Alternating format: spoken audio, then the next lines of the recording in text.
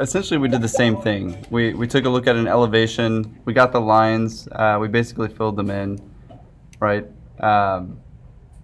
And things of that nature, right? We brushed a lot of things in, and filled it in with material and whatnot. Now this one's sort of blank in some areas, but it again was for the sake of tutorial. But from what I noticed last time, some of you guys were, still trying to figure out, sort of the crop tool or how you could ratio something. So I just wanted to explain that, you could further control this ground line, not by sort of moving your whole image, but actually changing the frame, right? So some of you guys maybe had too much ground. You can immediately eliminate some of that stuff without necessarily having to highlight everything and move it all across. However, I'll show you how to do that too. So at least one way is to crop it. The other way is to, of course, actually select every single layer. So holding shift and making sure that you have all the layers. And then, of course, not being in the crop tool, of course, having everything activated as well, using your move tool, and of course moving it. However, keep in mind, you'll have to make up for some of that. So I don't really recommend cropping that way. One of the other things I noticed was, some of you guys had way too much sky. So I did want to show you that you can also erase the sky kind of in a nice way. So let's, get our sky layer. I'll make sure that it's my sky layer. I'm going to go ahead and erase, right? I'm going to control the erase size to pretty big. And I'm going to turn the hardness all the way down. In fact, I can even pick one of these brushes that are quite more fuzzy, right? And basically get rid of some of that, right? That's not what I want. Sort of giving a gray. Don't really want a gray. Let's figure out why it's doing that. I'm going to go ahead and turn everything off. Would the blur tool also help kind of... You could use a blur tool as well. It's because I have some sort of gray background. So yeah, like I said, I'm pretty unfamiliar with this particular file. But as you can see, at full opacity, you can have something quite different, to say the least. Alright, there are actually a couple of ways we can do this as well. So I can even just change the brightness and opacity. Or sorry, just the brightness and contrast.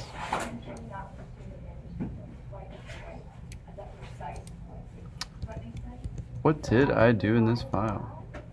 Clearly I used some opacity. So kind of troubleshooting today, which is, sometimes needed as well. But let's figure out what's going on here. I'm not sure. Okay. So I have some sort of ground line, but I also have the sky involved with my ground line. Not sure what's going on there. But anyway, I do want to manipulate the sky a little bit. And I do want to erase it.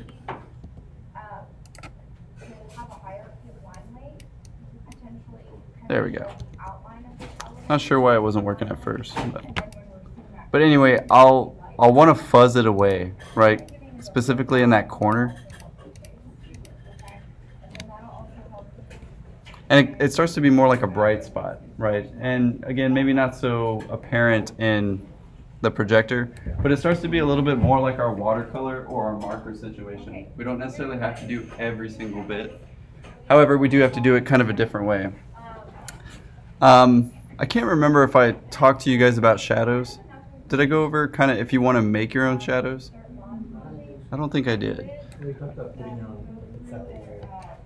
Right, I think I did the tree one, like where you can copy the tree, basically turn it to kind of a dark purple. However, say you actually want to add in some shadow information. For instance, I forgot some of the shadows at the top of this drawing, so I'll go ahead and put those in. Of course, since I'm recording, it freaks out a little bit. Anyway, what I would do is actually the lasso tool, and before I did that, I guess I would make a layer and call it new shadows or shadows.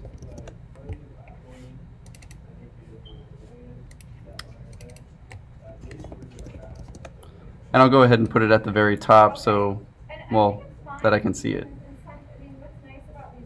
And it looks like I actually have some other shadows here too. So what I would do is the lasso tool, or the letter L,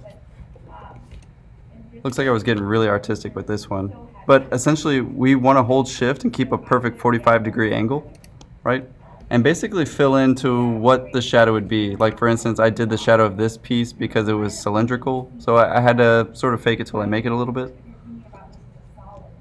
But maybe I want to get, maybe this rail sticks out a little bit and I want to show that. A double click. Then I'm going to go ahead and brush it in with a, say, dark purple. I usually get to the purples. Anywhere in there is pretty dark. Fill that in. Right. Deselect. It still looks a bit too dark, but it actually fits, I think, with maybe the rest of this piece. And in fact, since I noticed they're pretty dark, I can turn down these as well. Right, to of course make those match. But as you can see, of course, you can add some shade and shadow. And then of course the last thing, one of my favorite tools, is the lens flare. You know, it kind of just adds a little bit of extra digital pop, especially for some of those who digitally traced it. You kind of want to add that digital flair. This might not be so necessary in an analog drawing, but if you go to filter, render, and then go to lens flare. Another good one is lighting effects. I would check it out. But lens flare is pretty nice.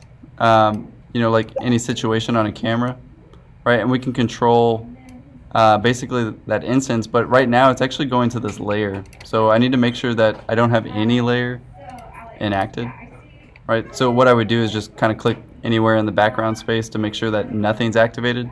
That way it actually goes to all of them.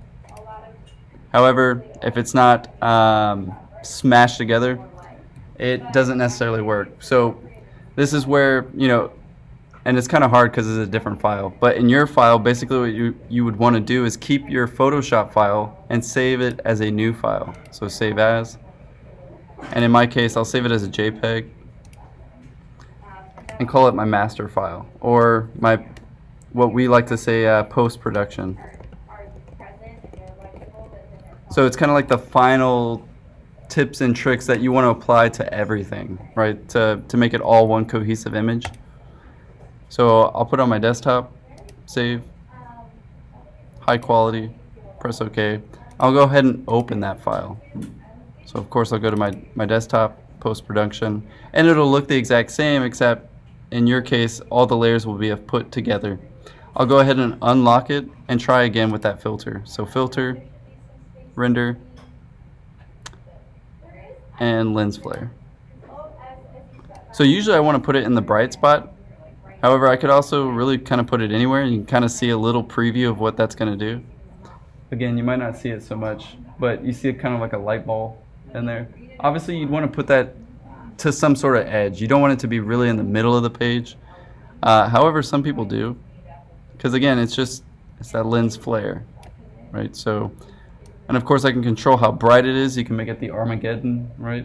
Or just, of course, something that they barely see, maybe see a little bit later. But as you can see, it sort of starts to add these circles, right? Almost that would be kind of impossible to add, you know, just kind of by yourself. But it adds that extra layer of depth for us. The next thing that we can do, since this is kind of our post-production model, is I can control the levels. Usually I hit auto just to kind of see what it does. And already a lot more rich. However, keep in mind, the more rich that it looks, obviously the printer's not going to like that. So usually what I do in post-production is very much lighten the drawing, right? So that I can see, but what's nice is I can do it all at once, right? Instead of trying to do that to every single layer now. And last but not least, my favorite tool, Vibrance. I like to control the saturation. So often I'm telling you guys way too much color. So Vibrance is actually a tool where I put all the color and then I desaturate it. Right? Of course, if I do too much desaturation, it turns into a black and white drawing. But this is how I take some of that color out without taking out the detail. So I know it's counterintuitive, but I do put it on 100% Vibrance and then just control one of these variables. Right? And as you can kind of see in the trees, it's kind of way too green. Right, so I usually take it about to -26, -27. But yeah, some post-production, right? That starts to look a little bit more real. Now, unfortunately, the projector still looks like poop, but if we zoom in a little bit, I think you can kind of tell it's a very rich, layered drawing, right? Because of all these different effects. You can also use that lighting effects tool that I was talking about. But I would say use these very sparingly. They can immediately overpower a drawing, right? And it's kind of funny, the slight changes you make here, for some reason they're big always when printing, right? Whether it's color, whether it's too much color. So very often I say, of course, like last time, the digital view usually needs to look much lighter than you want it, right? And I think a lot of us are starting to realize that as well. So I'll go to Render, Lighting Effects. This one usually does take a lot of processing power, but it is pretty interesting, right? We can control. Basically, I'm going to use the lighting of the sun. I think I've basically established that it's this corner. And it might not work because I'm actually screen recording right now, but go ahead and test it out. It definitely adds a vignette and a different kind of lighting effect.